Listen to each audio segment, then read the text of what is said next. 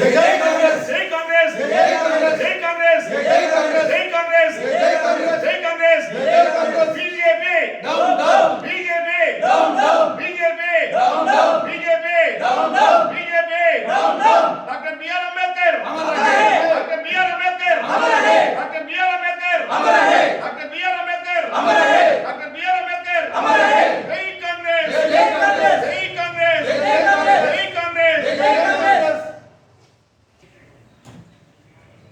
స్వర్గీయ బిఆర్ అంబేద్కర్ గారు భారత రాజ్యాంగ నిర్మాత, బహుముఖ ప్రజ్ఞాశాలి, ప్రపంచ మేధావి, స్త్రీ జనోద్ధారకుడు, గొప్ప సంఘ సంస్కర్త.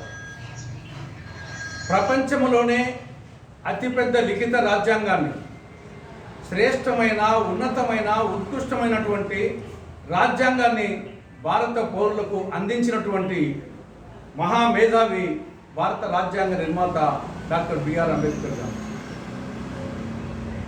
భారత రాజ్యాంగం అనే సౌధాన్ని 4 స్తంభాల మీద, 4 దూలాల మీద నిర్మించి భారత పౌరులకు అందించారు.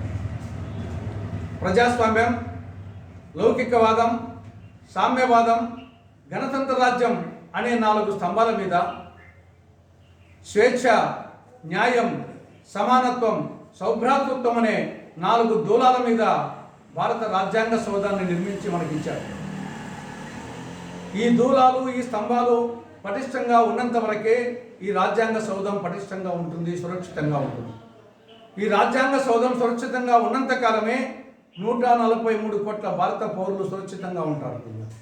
కానీ దురదృష్టవశాత్తు నరేంద్ర మోడీ గారి పాలనలో ఈ భారత రాజ్యాంగ సౌధానికి ఉన్నటువంటి ఈ 4 స్తంభాలు, 4 దూలాలు, బీటలు వాడుతున్నాయి. ఇదే కొనసాగితే ఈ రాజ్యాంగ సౌధం కూలిపోతుంది.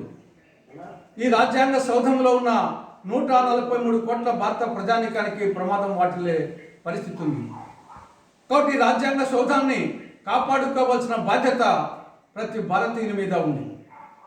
ఇటువంటి ఉన్నతమైన, ప్రపంచంలోనే అతిపెద్ద లిఖిత రాజ్యాంగాన్ని భారత పౌరులకు అందించినటువంటి మహామేధావి డాక్టర్ బిఆర్ అంబేద్కర్ గారిని బీజేపీ అగ్రనాయకులు, కేంద్ర హోంశాఖ మంత్రులు అమిత్ షా గారు ఇటీవల రాజ్యసభలో చులకనగా చేసి మాట్లాడడం జరిగింది, తక్కువ చేసి మాట్లాడడం జరిగింది. ఇది చాలా దురదృష్టకరం, శోచనీయం, గర్హనీయం. ఇందుకు నిరసనగా కాంగ్రెస్ పార్టీ ఆధ్వర్యాన కాశ్మీర్ నుండి కన్యాకుమారి వరకు, కటక్ నుండి హటక్ వరకు అన్ని రాష్ట్రాలలో, కేంద్రపాలిత ప్రాంతాల్లో నిరసన కార్యక్రమాలు జరుగుతున్నాయి. అందులో భాగంగా ఈ కార్యక్రమం ఇక్కడ నిర్వహించడం జరుగుతూ ఉంది. ఈ సందర్భంగా కాంగ్రెస్ పార్టీ అమిత్ షాను డిమాండ్ చేస్తూ ఉంది, మీరు భారత ప్రజానీకానికి తక్షణమే క్షమాపణ చెప్పాలి. అంతటితో కాదు, అంతటితో సరిపోదు.